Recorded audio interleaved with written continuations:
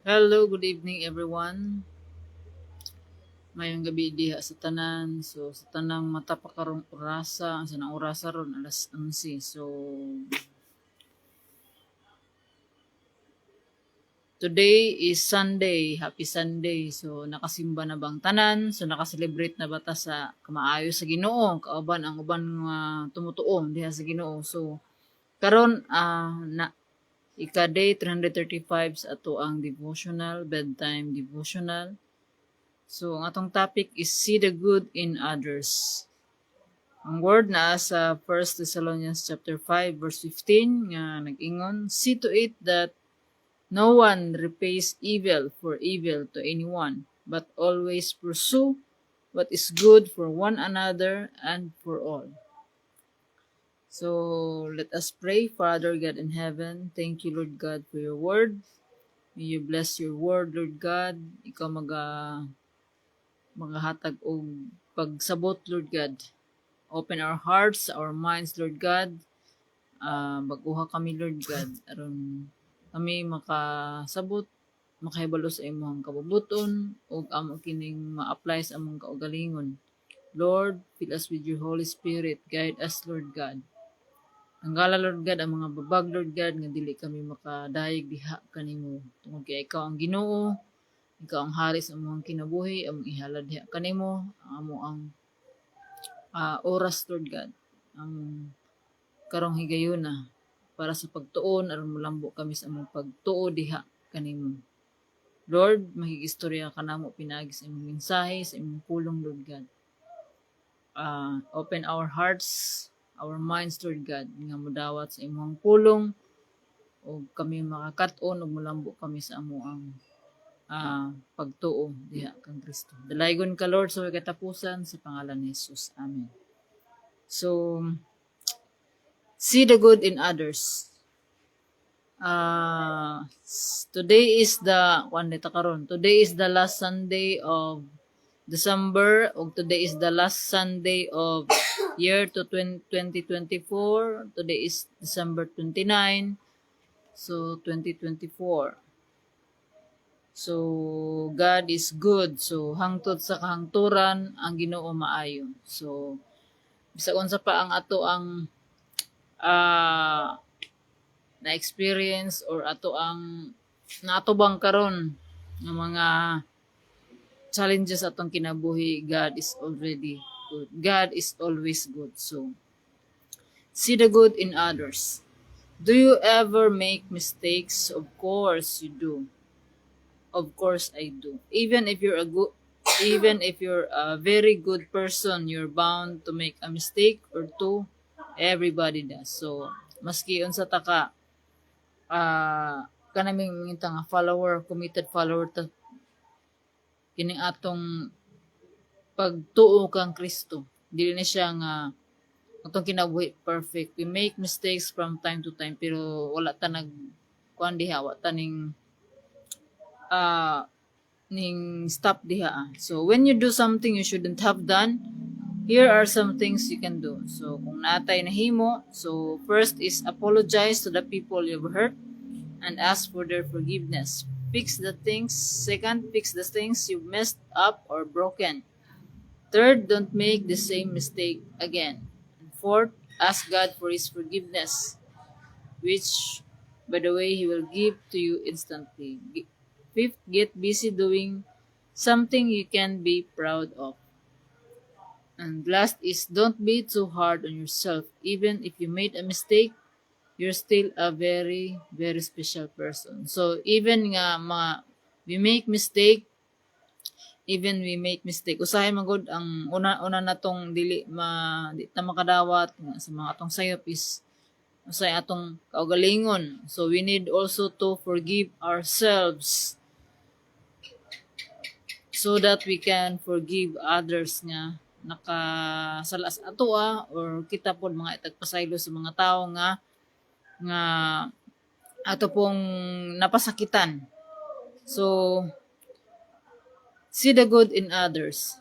So mao ni ang karong gabi una kita ang Ginoo nag-remind ka nato nga uh, ang atong isig katao. So we must remember our purpose. So our purpose is to love God with all our heart, with all our soul, with all our mind, with all our strength, o to love other people, to love our neighbor as we love ourselves. So if we love our neighbor or other people, so makita nato kung unsa ang ilahang makita nato unsa ang maayo. So we don't judge them. So ano bitaw makaingon ta nga ang tao gayud masayop, pero nagyunay maayo sa usa ka tawo.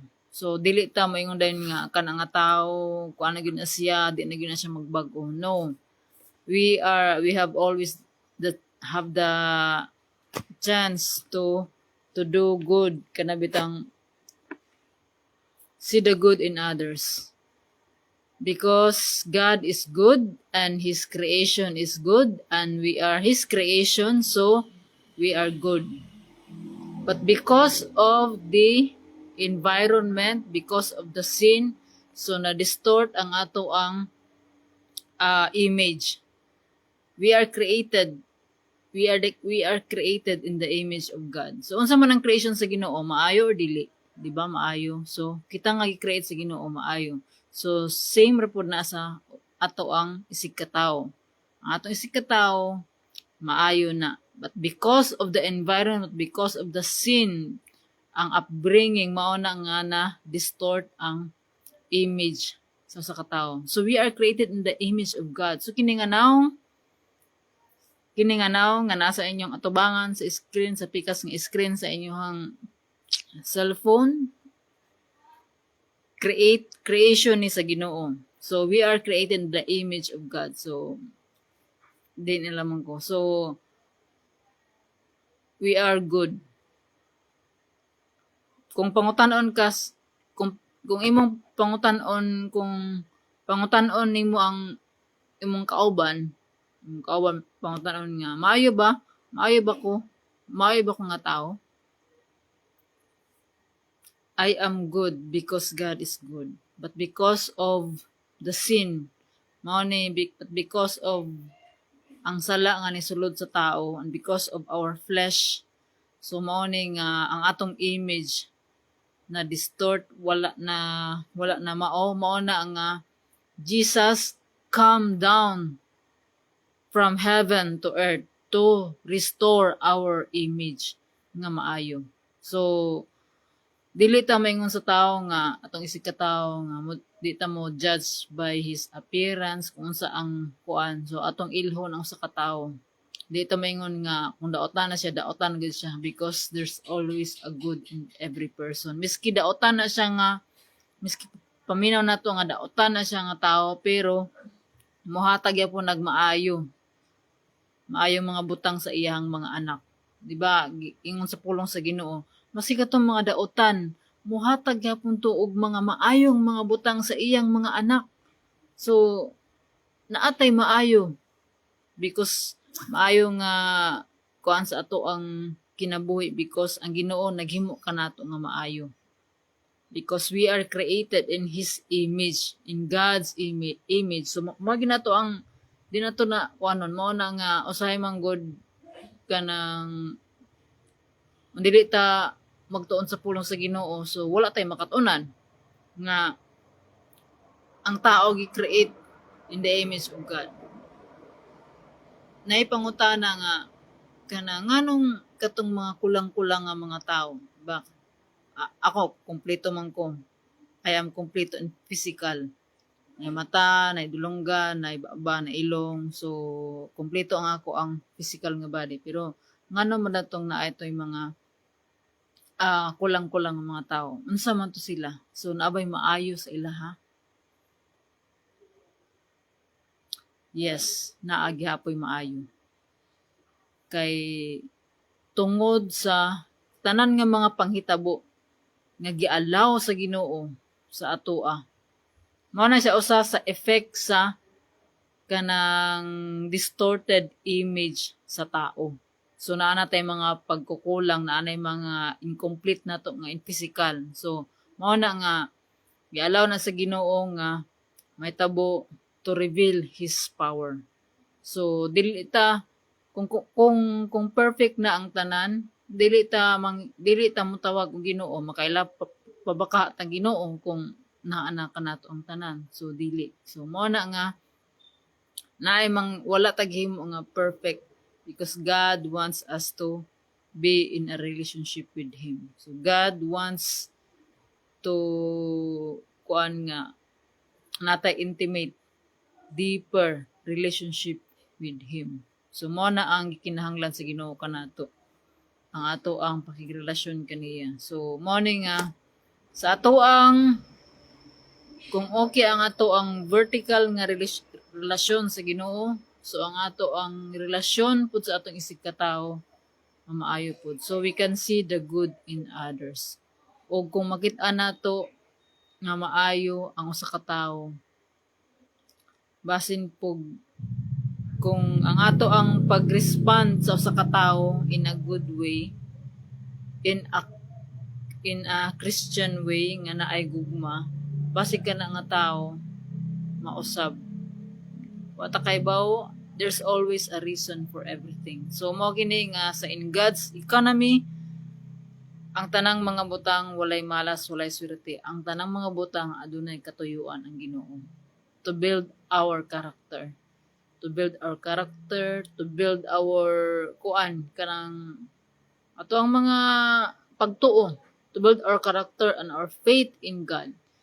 Kay dili ta pare-pareha og level sa ato ang faith. So daghang mga butang nga gialaw ang Ginoo para masalig kita sa iya nga ana bitang wala tay laing kadangpan kundi ang Ginoo lamang. So ako maka testify gud ko kung unsa ka maayo ang Ginoo sa ako ang kinabuhi. So ani ako sa inyo hang atubangan karon 2024, the 2024 is coming to end. So mo kuan na punta sa 2025 nga year. So pila ka tuig ang Ginoo maayos ako ang kinabuhi. It's been 40 years nga maayo ang Ginoo sa ako ang kinabuhi. Gikan pa sa ako ang pagkatao diri sa kalibutan. So mao kini nga kung unsa ang ato ang kung unsa ato ang pag-love sa ato ang kaugalingon, ato ang pag-love sa atong kaugalingon, di ba? Love your neighbor as you love yourself. So we can love other people or our neighbors if we love ourselves. So dili ni siya nga selfish nga gugma, kundi ang atong paghigugma sa atong kaugalingon is ang pag-discover nato sa unsa ang source nato. So kung unsa ang ato ang source, kung unsa ang gihatag sa Ginoo kanato, we are kung kompleto man ka o dili, pag-accept nimo sa imong kaugalingon, pag pag-discover nimo sa imong mga talents, mga gifts naghatag sa Ginoo. So mao ka na nga ma-appreciate nato kung unsa ang creation sa Ginoo. So if we love ourselves, we can love our neighbor. Kay mao ni sila ang kaduhan nato nga makita og ang Ginoo pod nga mao'y source sa tanan. So God is the source of all.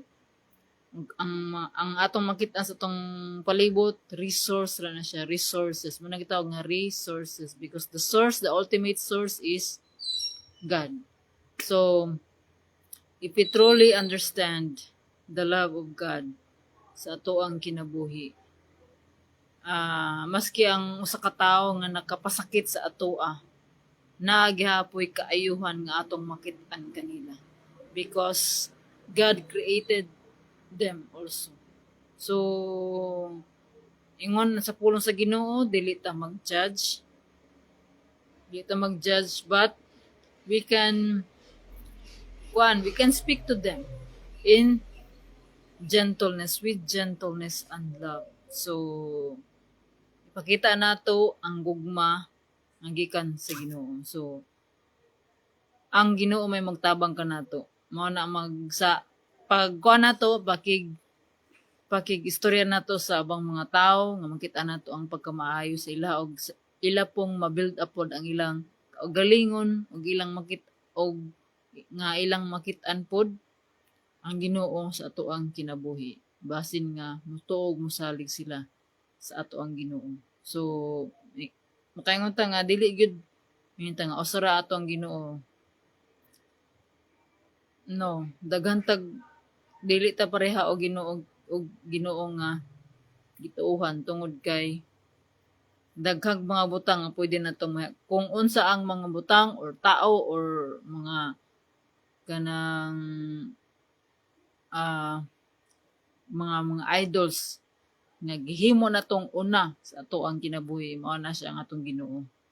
So ang atong Ginoo nga naa sa langit mao kana ang the true ultimate source of everything. So ingon sa pulong sa Ginoo, seek Him first and His righteousness. Seek Him first, seek His kingdom. So ang gingharian sa Ginoo tungod kay ang Ginoo hari. Kung hari siya, kung kita nito o kaniya, kung unsa iyahang balaod atong pagasundon. So mao kana nga lisod mo sunod sa balaod sa Ginoo. Kung wala ta mosunod sa balaod diri sa yuta ang atong makita. So mao kini nga if you want to be successful. So ingon pa sa wali na kaganina. So if we want to be successful, we must discipline ourselves to obey the law. So everything has a law. So maski ato ang kaugalingon adunay balaod. Tanan adunay balaod kanang unsay rules, the rules anong naibalaod para dili magkagubot. So mga ganing mga nakahibalo sa balaod nagkagubot na tungod kay dili man gusto mo sunod sa balaod. So mao kini nga kita pud nga taong daghan tag mga balaod pero kuwang gid atong pagtuman. So kung lisod ang pagtuman sa balaod diri sa yuta nga makit-an nato mas lisod pud ang pagtuman sa balaod sa Ginoo nga dili nato makita. So mao kana nga ato ang maningkamot ta. So karong gabi na ang Ginoo nagtudlo kanato nga kanang dili nato bayran og daotan ang daotan kundi ato ning daugon sa pagkamaayo. So ipakita nato ang pagkamaayo sa Ginoo. Ang Ginoo ray mobalos sa mga naghimo og daotan.